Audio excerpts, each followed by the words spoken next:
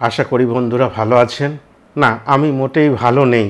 আমার শরীরের অবস্থা খুবই খারাপ। কিন্তু বিগত দুদিন ধরে যে ধরনের ফ্যানওয়্যার দেখলাম এবং যা নোংরামও দেখলাম ফেসবুক জুড়ে, ইউটিউব জুড়ে, বড় মর্মাহত। একটা সিনেমা অনেক স্বপ্নের ফসল হয়, সেই স্বপ্নটা খান খান করে ভেঙে দেওয়ার একটা প্রচেষ্টা আমাকে খুব আঘাত দিল। কেন এরকমটা হয়? আর না হলেই বা কতটা ক্ষতি হতো। একটা কথা আগে শুরুতে আপনাদের বলে নিই, বিশেষ করে সাকিবিয়ান ভাইদের একটা জিনিস বুঝবেন, তুফান সিনেমাটা শুধুমাত্র বাংলাদেশের সিনেমা, কিন্তু শাকিব খান বাংলাদেশের মেগাস্টার। আর বিদেশেও যে 15টা কান্ট্রিতে আগামী দিনে আরও বাড়বে, সেইগুলোতেও যারা দেখতে যাচ্ছেন হলে ভিড় করে হাউসফুল করে দিচ্ছেন তারাও বাংলাদেশি। তা বাংলাদেশের মানুষ সারা পৃথিবীতে ছড়িয়ে আছেন। তাদের ভাষা একটাই, সেই জাগরণের ভাষা, সেই যুদ্ধের ভাষা, বাংলা ভাষা। যে শুধু বাংলাদেশিরা তো সারা পৃথিবীতে ছড়িয়ে তুফান সিনেমাটাকে হিট করেছে। কলকাতায় কলকাতার বাঙালি, তাদের সমস্ত কিছু আলাদা। তারা মনে করেছে যতটুকু দেখার, যারা যারা দেখবে তারা দেখছে। প্রথম দিনের তুলনায় দ্বিতীয় দিনের ব্যবসা ভালো হয়েছে, হাউসফুল হয়েছে। দ্বিতীয় দিনের তুলনায় তৃতীয় দিনের আজকে ব্যবসা ভালো হয়েছে। অনেক এমন জায়গায় মাল্টিপ্লেক্স আছে যেখানে ভালো ভালো সিনেমা চলে না, তুফান সেখানে চলছে। মানে 2-4টে শো হবার পরে, দিনের কথা বলছি না, সিনেমাকে নামিয়ে দেওয়া হয়। সেখানে নামিয়ে দেওয়া হয়নি, সিনেমা চলছে। দূর থেকে বুঝতে পারবেন না কোনটা কতটা সত্যি, কারো কথায় কান দেবেন না। আর আমি আজকে কেন ভিডিও করতে এলাম সেটার কারণ বলি। রায়হান রাফি সাহেব লাইভে এলেন। আমি ওনার পুরো লাইভটা শুনলাম, শুনে মনে করলাম উনি আমাকে ক্ষমা করে দিক, আমি ওনার এই ভিডিওটা একটু ব্যবহার করতে বাধ্য হব। উনি এত বড় মনের মানুষ, উনি এই লাইভটা করে সমস্ত জট যেটা চুলে চুলে বেঁধে যায়, সেই জটটা ছাড়িয়ে দিলেন। উনি আমাদের চোখে আঙুল দিয়ে দেখিয়ে দিলেন, তোরা আগে মানুষ হ, তারপরে অন্য মানুষকে জাজ করতে শিখবি। সত্যি কথা বলছি, ওপার বাংলা এপার বাংলার মানুষ অনেকেই একই ভ্রান্ত পরিস্থিতি তৈরি করেছেন। কেন করছেন? কাদের জন্য করছেন? শুধু একটু মুনাফা কামাবার জন্য? জিৎ, দেব, সাকিব এই করলে হবে না। কেননা ওনারা নিজেদের মধ্যে ফোনে কথা বলেন, ওনারা একে অপরের সাথে যে ব্যবহার শেয়ার করেন, তারা একে অপরের কাছে মুগ্ধ। সাকিব খানের সঙ্গে দেবের সম্পর্ক খুব ভালো, জিতের সঙ্গেও সাকিব খানের সম্পর্ক খুব ভালো। প্রসেনজিৎ তো ছোট ভাইয়ের মতো দেখেন এবং একজন ট্যালেন্টেড আর্টিস্ট হিসাবে সাকিব খানকে একেবারে ছোট ভাইয়ের মতন সম্মান করে, ভালোবাসে, আদর যত্ন করে। সাকিব খান কি কোনো কথা বলেছেন যে আমাকে দেব এই বলেছে, জিৎ ওই বলেছে? জিতের সিনেমা চলে না, আমার সিনেমা চলে, উনি তার দম্ভ দেখিয়েছেন? বাংলাদেশে মানুষ সিনেমা দেখে, সাকিব খানের একটা স্ট্রং ফ্যান ফলোয়ার আছে, এটা তো অস্বীকার কেউ করতে পারে না। সব কিছু মিলিয়ে এখন পরিস্থিতি খুব খারাপ হয়ে গেল। তুফানটা কলকাতায় রিলিজ না করলেই ভালো হতো। অনেক আশা করেছিলাম তুফান রিলিজ হবে, দেখবো সাকিব খান কি অভিনয় করেছে। আর রায়হান রাফি সাহেবের ডিরেকশান কোনোদিন দেখার সুযোগ হয়নি আমার ব্যক্তিগতভাবে খুব দেখার ইচ্ছে ছিল, কিন্তু আমি আর দেখতে চাই না। আর কোনো দিন যেন কোনো সিনেমা বাংলাদেশের এখানে রিলিজ না হয়, এত তিক্ততা নিয়ে মানুষ বেঁচে থাকুক আমি চাই না। এবার শুনে নি রায়হান রাফি সাহেব কি বলছেন একটু একটু করে। একটু চালাই, আপনারাও মনোযোগ দিয়ে শুনুন যারা শোনেননি। তুফান আপনারা জানেন কলকাতা রিলিজ হলো। কলকাতা রিলিজ নিয়ে আমরা ছোট্ট করে কথা বলতে চাই। আসলে কলকাতা রিলিজ, একটা কথা খুবই ক্লিয়ার করে সবাইকে বলতে চাই, একটা জিনিস খেয়াল করবেন, আমাদের তুফান বাঙালিদের, আমাদের সিনেমাটা কিন্তু বাংলাদেশি সিনেমা। আমাদের সিনেমাতে আমরা যে গল্পের কনসেপ্ট, আমাদের যে পোশাক, আমাদের যে পুলিশের ড্রেস, আমাদের যে টাকা, প্রতিটা জিনিস কিন্তু বাঙালি, বাংলা। তো আমাদের বাংলাদেশিকে প্রেক্ষাপট থেকে আমরা বানানো, আসলে এটা বাংলা ছবি, এটা কিন্তু আমরা যৌথ প্রযোজনার ছবি না, আসলে জানাচ্ছি এটা ভারতীয় ছবি বা কিছু, এটা বাংলা ছবি। আমি এর আগে বাংলা ছবি ইন্ডিয়াতে রিলিজ করেছি, আমার সুরঙ্গ রিলিজ হয়েছে, এর আগে হাওয়া মুক্তি পেয়েছে সুরঙ্গর আগে। তা আমরা কিন্তু বারবারই একটা কথা বলছিলাম যে এই কথা আমরা কেন বলছি, একটু কনফিউশনটা ক্লিয়ার করার জন্য, অনেকে একটু খুশি আর কি যে তুফানে তো ব্লকবাস্টার, বাংলাদেশে টিকিট পাওয়া যাচ্ছে না, ইন্ডিয়াতে তো এত ওরকম না আসলে, মানে হয় না যে কিছু এটারা তো খুব খুশি যে যাকে একটা দিকে তো দিচ্ছি যে ঠিক আছে, বাংলাদেশে পারি নেই, কানাডাতে পারি নেই, আমেরিকাতে পারি নেই, অস্ট্রেলিয়াতে পারি নেই, ইন্ডিয়াতে তো পারছি। দেখেন ইন্ডিয়াতে আমরা পরীক্ষামূলকভাবে রিলিজ করেছি সিনেমাটা, শুধু তুফান না। আমি এইটুকুর ওপরে একটু বলে নিই, কি সুন্দর মানুষ দেখুন, আগে প্রথম কথা। দ্বিতীয় কথা, কি সুন্দর বলছেন বাংলাদেশের সিনেমা, বাংলাদেশের পোশাক, পুলিশের পোশাকটাও বাংলাদেশের, ভাষাটাও বাংলাদেশের, এইটা পিওর বাংলাদেশের সিনেমা। এর আগেও উনি 2-3টে সিনেমার নাম করে নিলেন যে সেগুলো পরীক্ষামূলকভাবে কলকাতায় রিলিজ করা হয়েছে। কেননা কলকাতার পোশাক বা ইন্ডিয়ার পোশাক, তাদের পরিচ্ছদ, তাদের ভাষা, তাদের সমস্ত কালচার আলাদা। সেই কারণে কিছু একটা উনি বলতে ইঙ্গিত করছেন, শুনতে থাকি আমরা। তুফান না, ইন্ডিয়াতে বাংলাদেশি হাওয়াও কিন্তু যে ব্যবসাটা বাংলাদেশে করেছিল সেটা ইন্ডিয়ার কলকাতায় করতে পারে নাই। সেটা ডুব হতে পারে, সেটা তো সুরঙ্গ হতো। সুরঙ্গ যখন আমরা ইন্ডিয়া রিলিজ করেছি, বাংলাদেশে ব্লকবাস্টার চলছে সুরঙ্গ সেম অবস্থা, প্রিয়তম সেম। তো এটা নিয়ে মন খারাপ করি না আমরা, এবং এটা খুবই স্বাভাবিক বিষয়। হাওয়া, সুরঙ্গ, প্রিয়তমা কলকাতায় রিলিজ করা হয়েছিল, কিন্তু বাংলাদেশের মতো করে এখানে চলেনি। সেই জন্য তিনি মন খারাপ করছেন না। আগে শুনি।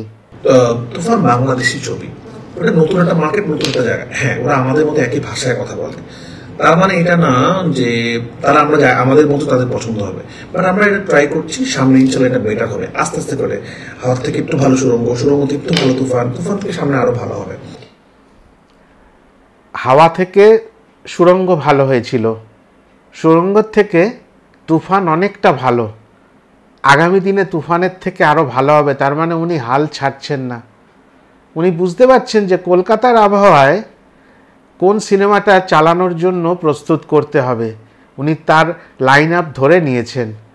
কেননা বাংলাদেশ এবং বাংলাদেশি ভাইয়েরা যারা বিদেশে রয়েছেন তাদের জন্য সিনেমাটা অ্যাপ্রোপ্রিয়েট হয়েছে বলে চতুর্দিকে hit, superhit, mega hit, blockbuster, সবটা সঠিক, কোনোটা মিথ্যাচারিতা নয়। কিন্তু কলকাতার ক্ষেত্রে কেন একটু ডিফারেন্স, এবং তার জন্য বাংলাদেশের মধ্যে এবং ভারতীয়দের মধ্যেও কিছু নোংরা মেন্টালিটি যাদের, তারা ওইটুকুই তুলছে যে এত ভালো। ধরুন আপনাদের একটু বোঝাই, আজ কথা বলতে কষ্ট হচ্ছে, একটু ছোট্ট করে বলি। একটা ছেলে বা একটি মেয়ে স্কুলে রেজাল্ট পেরিয়েছে, স্কুলের রেজাল্ট নিয়ে এসে বাবা মাকে দেখাচ্ছে, বাবা মা খুশি হয়েছে। কিন্তু একজন আত্মীয় এসেছে, রেজাল্টটা দেখে বলেছে সবই তো ভালো পাইছস, কিন্তু অঙ্কে তো নাম্বারটা বড্ড কম। তো অঙ্কে কত পেয়েছে? অঙ্কে পেয়েছে 65, আর সবই 80, 85, 90 করে নম্বর পেয়েছে। তার মানে বুঝে নিতে হবে ওই মানুষটা সমালোচনা করতেই ভালোবাসে, ওই 65 নাম্বারটাই ওনার চোখে পড়েছে, এবং ওইটা কিন্তু ফেল মার্কস নয়, ওইটা পাস মার্কস। আহম্মক বলা যেতে পারে যে সে ওই বাচ্চাটার মনটা ভেঙে দিতে চাইছে।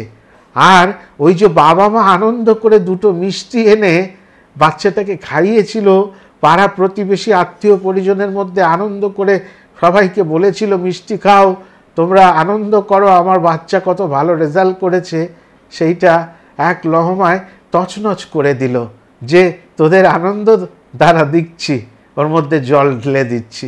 এই জল ঢালার চরিত্রের মানুষ না, ওই ওপার এপার বলে কিছু থাকে না, জল ঢালতে পারলে তারা আনন্দ পায়। সারা পৃথিবীতে ভালো চলছে, হয়তো কলকাতায় ঠিকমতো হলো না। আরে কি হলো না, তার পরিস্থিতি কি, কতটা কি হলো বলছেন এত বড় মানুষ। উনি রায়হান রাফি এখানে এসে দুদিন আগে থেকে পড়েছিলেন এই কলকাতা শহরে। না, আমি অত বড় ক্রিয়েটার নই, আমি তার পিছু পিছু ঘুরিনি, কিন্তু আমি লক্ষ্য রেখেছি, সেটুকুই বলি আপনাদের। কিন্তু এটা আমরা বারবারই বলছি যে এটা আমাদের শুরু, এবং যেটুকু হচ্ছে আজকে দিন, প্রথম দিন থেকে দ্বিতীয় দিন অনেক বেশি, তৃতীয় দিন আরো বেশি, ডে বাই ডে বাড়ছে, যেটা আমরা চাচ্ছিলাম আসলে। দেখছেন আমার কথা বললো, আমি তো বুক মাই শো শুয়ে শুয়ে দেখছি, প্রথম দিনের তুলনায় দ্বিতীয় দিন অনেক ভালো। একটা সম্ভ্রান্ত বেহালার সিনেমা হল হাউসফুল করে দিয়েছে। আর মানুষ ভালো না বাসলে একটা হলো হাউসফুল হয়। এই বোকামো আপনারা যারা ছড়াচ্ছেন কেন করছেন? আপনারা তো বোকামি করছেন। একটা জিনিস ভাববেন, 10টা হলে রিলিজ হয়েছে, একটা হল হাউসফুল হলে তার প্রভাব গিয়ে পড়বে, মাউথ পাবলিসিটি হবে, যারা বুক মাই শোয়ের টিকিট কাটছে তারা খুলে দেখছে, ওরে শালা হাউসফুল। আমার মুখে একটা বাজে কথা বলে ফেললাম, রাগ করবেন না, আজকে সুস্থ নেই, মস্তিষ্ক ভালোভাবে হয়তো ভাষার প্রয়োগে গণ্ডগোল হতে পারে। ওই জন্য সবটা দেখতে হয়। আর 2 দিন পরে আজকে ভালো হচ্ছে, রবিবারের শো অনেক হেলদি। আর একটু শুনে নি। এবং আমরা অনেক হ্যাপি আসলে, কারণ আমরা যে অলরেডি তুফান বাংলাদেশে অল টাইম ব্লকবাস্টার ইন্ডাস্ট্রি হিটের পথে, ব্যবসা করলো, অস্ট্রেলিয়াতে রেকর্ড পরিমাণে ব্যবসা, কোথাও টিকিট পাওয়া যাচ্ছে না, দুবাইতে, প্রত্যেকটা জায়গার থেকে আমরা ভালোবাসা পাচ্ছি। তো আমরা ভালোবাসা এবং আমরা কলকাতা থেকেও ভালোবাসা পাচ্ছি। তারা প্রত্যেকটা মানুষ ভালো বলছেন, খারাপ বলছেন, ভালোবাসা দিচ্ছেন। তো আমরা ওরকম চিন্তা ভাবনা করে আমরা কিন্তু জন্য দেরিতে রিলিজ করেছি, কারণ এটা আশা করারও কিছু নাই। কারণ এখানে আমিও নতুন, আপনারাও আসলে, আমিও এখানকার তো ছবি বানাই না, আমি আমার দেশের ছবি বানাই। তো যা হচ্ছে আমরা খুবই হ্যাপি, খুবই আমরা আনন্দিত এবং আমরা ভালোবাসা জানাই কলকাতার মানুষদেরকে, তারা আমাদের সিনেমাটা দেখছেন। আমরা তাদেরকে অনুরোধ করবো যারা এখনো দেখেন না তারা দেখে ফেলতে পারেন, তখন আপনাদের ভালো লাগবে। কি সুন্দর কথা দেখেছেন। মনে যদি একটা কোণে হিংসা থাকতো, মনে যদি একটা বিরূপ ধারণা থাকতো কলকাতা ভারতবাসীর জন্য, তাহলে উনি বলতে পারতেন না বাজে কথা? ওনার কি যায় আসে এখানের নামে যদি বাজে কথা বলে? কেউ কিছু বলবে ওনাকে, কেউ আটকে ধরবে, কেউ গলা চিপে ধরবে যে তুই কেন বাজে কথা বললি? না না, ওনারা শিল্পী মানুষ। শাকিব খান, জিৎ, দেব, প্রসেনজিৎ, অঙ্কুশ, পরমব্রত, আবির, ওদিকে আপনাদের রায়হান রাফি সাহেব, চঞ্চল চৌধুরী, এনাদের মধ্যে ওই কাঁটাতারের বাধা নেই। এনারা পাখি। শিল্পীরা কোনোদিন ওই কাঁটাতারের বাঁধনে বাধা থাকে না। কত মনের পরিচয়। আমরা যতটুকু পেয়েছি ওতে আমরা খুশি, আশাবাদী আরও ভালো হবে। কলকাতার মানুষকে ধন্যবাদ দিচ্ছি যে কজন দেখেছেন, আরও সবাই দেখুন। কি সুন্দর কথা না? যেটা হয় কি, যখন একটা ছবি অনেক ব্যবসা সফল হয় তখন অনেক কিছু বিভিন্ন জিনিস তৈরি হয় আগে। আমি সব বারবারই বলি, একটা সিনেমা যখন ব্যবসা হয়, এটা মাত্র কিন্তু শুধুমাত্র সিনেমা ব্যবসা হয় না, এটা হলে যে পপকর্ন, সেই পপকর্নের ব্যবসা হয়। এটা যে হলে করে যে গাড়ি দিয়ে আমরা যাচ্ছি, যেটা উবার হতে পারে, পাঠাও হতে পারে, সেটা রিক্সা হতে পারে, সেই রিক্সারও কিন্তু ব্যবসা বাড়তে থাকে। হাউসফুল শো হয়, এতগুলো মানুষ কি করে, তারা কিন্তু হলে কিছু না কিছু খায়, তারা কিন্তু হলে আসে এবং হল থেকে যায়। অনেকগুলো মানুষের ব্যবসা হয় আর কি। ব্যবসা হয়, ব্যবসা হয়। দেখুন এই কথাগুলো আপনারা যারা আমার ভিডিও রেগুলার দেখেন, আমি বহু মাস আগে থেকে বলে আসছি, একটা সিনেমা যদি হিট হয়, হাউসফুল হয়, ওই হলের বাইরে যারা ছোট ছোট খাবার নিয়ে বসে থাকে তাদেরও ব্যবসা হয়, তাদেরও দিন পাল্টায়। ওই উবারে করে যে আপনারা সিনেমাটা দেখতে যান বা রিক্সা করে, তাদেরও দিন পাল্টায়। প্রত্যেকের ভালো ব্যবসা হয়, শুধুমাত্র তুফান টিমের ব্যবসা হয় না। আচ্ছা, উনি তো অত বড় মানুষ, আমি তো একটা সামান্য কীট পতঙ্গ। ওনার কথায় তো আমার কথাটাও আজকে প্রমাণ হয়ে গেল সত্যি, তাই না? তা এত সুন্দর করে এইরকম মানুষ কথা বলে মাটিতে নেমে, জানি না। সেলুট দাদা ভাই। তখন না কিছু মানুষ বিভিন্ন জিনিস রিউমার ছড়ানোর চেষ্টা। আমি কিন্তু কয়েকদিন আগে আমার ফেসবুকে স্ট্যাটাস দিয়েছিলাম যে গুজবে আপনারা কান দিবেন না, কিন্তু তারপর কষ্ট লাগে যে গুজবে আমরা অনেকে কান দিচ্ছি, মিথ্যা নিউজে আমরা অনেক কিছু ভাবতেছি আসলে। তো যেই কথাটা আমি বলবো না বা আমাদের তুফান টিম থেকে বলবো না, সবকিছুই আসলে ঠিক না। আমার পরবর্তী ছবি নিয়ে নানান ধরনের কথা হচ্ছে, নানান ধরনের দেখলাম যে কথা আমি আসলে বলি নাই সেরকম কথা নিয়েও কন্ট্রোভার্সি হচ্ছে, এবং যেটা খুবই অবাক করা বিষয় যে কোনো কিছুতে আমি একটা কথা বললাম, কমেন্ট করলাম, সেটা নিয়ে যখন কন্ট্রোভার্সি হয় তখন আমরা বুঝতে পারি আচ্ছা এটা কন্ট্রোভার্সি হচ্ছে বা এই কথাটার পরিপ্রেক্ষিতে এটা হচ্ছে। একটা কথা বলিনি, আবার অনেকে বলতে পারেন আসলে নিন্দুকে ছড়াছড়ি, সমালোচনাটা ভালো মাত্রায় হচ্ছে না। মানুষের মন বড় পচে গেছে, দুর্গন্ধ হয়ে গেছে। উনি একটা কথা বললেন, ইউটিউবারদেরও ব্যবসা হয়। নিঃসন্দেহে ইউটিউবারদেরও তো ব্যবসা হয়, ফেসবুক যারা করেন তাদেরও ব্যবসা হয়। কিন্তু ব্যবসা হয় বলে ওনার মতন কোনো একটা সামান্য কথা হয়তো উনি বলেছেন, সেই কথাটাকে ঘিরে সেটাকে কেটে ছিটে আরও অন্য কিছু, মানে চাল ডাল দিলে খিচুড়ি বানিয়ে পরিবেশন করে নিজেদের ভিউজ ফলোয়ার বাড়াবার জন্য সাবস্ক্রাইবার বাড়াবার জন্য যে অপপ্রচেষ্টা, সেটার এগেনস্টে উনি বারবার করে বলছেন। কিন্তু এমন একটা কথা নিয়ে দেখলাম কন্ট্রোভার্সি হচ্ছে কলকাতাতে, যেটা আসলে এমন কোনো কথা হয়ই নেই, কোনো একটা ফেক একটা ইয়ে থেকে। তো আপনারা, আমি আশা করবো আপনারা সবাই বুদ্ধিমান। কোর্ট যদি কোনো কমেন্টে পান, যে কোর্টের মধ্যে লেখা থাকতে হবে যে অমুক পত্রিকায় এটা বলা হয়েছে, একদম কোনো পত্রিকায় বলা হয়েছে, এছাড়া কারো কোনো ব্যক্তিত্ব কারোরই আসে, কোনো ডিরেক্টর, কোনো নায়ক নায়িকা, কোনো কোর্ট বিশ্বাস করবে না, একটা মানুষ করে লিখে দিচ্ছে অমুকে এটা বলছে, তো এটা তো কোনো আসলে ইয়ে নাই। তো আমি দেখলাম আজকে একজন আমাদের দেবদা, তো উনি একটা কোড নিয়ে ইয়ে দিচ্ছে, আমি তো দেখে খুব অবাক, কারণ এই ধরনের কথা আমি ইয়ে করিনি। তো পরে আমি খুব অবাক লাগলো যে কোনো অথেন্টিসিটি নাই, যে মানে এমন কে নিউজ, কে এটা ছড়াইলো বা কারা করলো, এটা তাদের প্ল্যানটা কি আসলে। তো এটা আমিও খুব অবাক হয়েছি আসলে, মর্মাহত হয়নি, কারণ আমি এটাতে অভ্যস্ত, বাংলাদেশে এরকম অনেক ফেক জিনিস চলতে থাকে।